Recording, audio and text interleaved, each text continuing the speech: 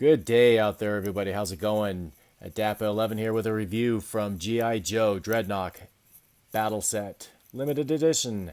Big Bad Toy Store.com exclusive. Here I will review Thunder, who used to be known as Thrasher back in the 80s, and Zanzibar, who was a smuggler and a pirate, who I just cannot stop but thinking reminds me of some kind of character in the sci-fi comedy Ice Pirates back from the 80s. One of Ron Perlman's earlier movies. Yeah, it's pretty funny, I think. But then again, that's my era. So let's take a look here, as I have already reviewed a couple of the characters in past videos. Now these file cards on the back here for some reason do not have a profile picture, but if you want to get a read here of Zanzibar, let's take a look. His name is Morgan Teach. He's from the Cayman Islands. His primary weapon is the cutlass. He has a pistol and a knife. And of course, we're going to have his little profile here. Zanzibar was raised on a garbage scow and spent most of his youth picking pockets on crowded piers. He tried river piracy, stock fraud, and smuggling, but they were too much like real work and not nasty enough for his tastes. His lucky break came when he delivered bootleg gas to filling stations owned by Zartan and was immediately invited to join the Dreadnok gang. And you see there's no thing here. But you know what? Before I continue further, if you see these two and they have an argument out of whose weapon would be superior, who do you pick out of a fight? Write it down in the comments section. Don't spoil it. Don't go to the end of the video or anything, but just write down there, who do you think's going to win? Thunder and his mace or Zanzibar and his sword? So go ahead and write that down in the comment section. Okay, so let's continue on here. Now, as you can see here, Zanzibar has his cutlass. It's got 3 different paint colors. You have the nice black handle, and then you have the crest that protects the fingers, and it's got that golden touch, and of course the steel blade. And his other weapon is right here, his pistol. As you can see, he does definitely have a holster, and it kind of is in the way. If he looks to his left, he's going to have a pistol right in his face. So that face is just wicked looking, isn't it? And you can see he's got a grenade here, and you can see the shoulder harness, which, oh, and he's got that tat. Check out the tattoo on the left bicep and tricep. And here's the back. He has a knife. You can see the different paint. Now this thing, the knife does fall off of here pretty easily.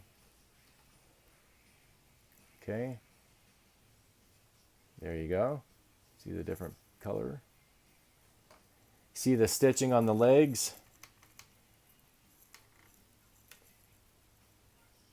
So he's got nice detail there. Okay. Now let's take a look at the articulation. And you can see the detail on the muscle. He's kind of ripped up. He's got that ectomorph build. Okay. Ball joint shoulders, bilateral. And let me see, same thing. Ball joint with the elbows, bilat. Rotation at the wrists, bilateral. And he's got the stomach crunch. Somewhat is more of a rotation than a crunch. Oops. Okay, see, yep. Let's take a look at his pistol. And let me pull it out.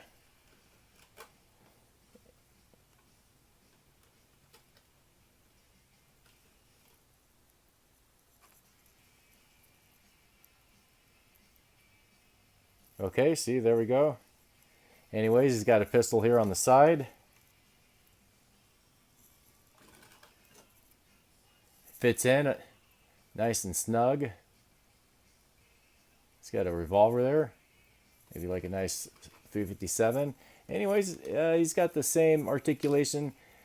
No, he's not got the ball joint. It's not the ball joint at the knees, but it's, as you can see here, your typical G.I. Joe.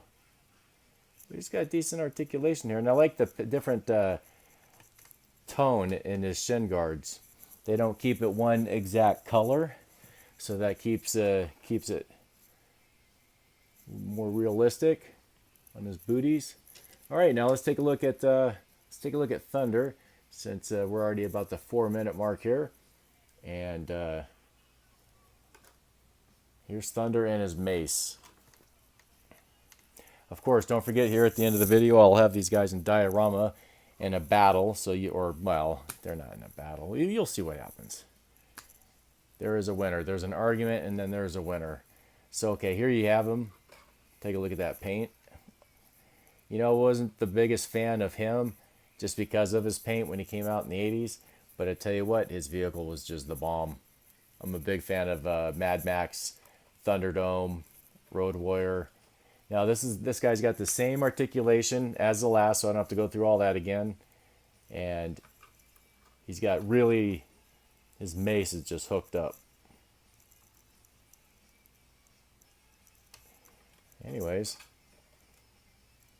well, since you know what articulation he has, you can get a better look at him at the end of this, where I show the pictures in diorama. So I just wanted to go ahead and show you these two Dreadnoks. These are the G.I. Joes that I've kept in my collection. I used to have a massive collection of them, and then I sold most of them to make room and whatnot, but I couldn't get rid of the Dreadnoks. So, well, I hope you guys liked it and checked it out. So if you ever do see them on eBay or something and you're thinking about buying them, now you have a better look at what they look like, what their articulation is and whatnot, and you can see what they look like in diorama setting at the end of this video. And I will go ahead and say goodbye for now, and thank you for watching and hitting the like button. I appreciate it very much, and until next time, y'all take care.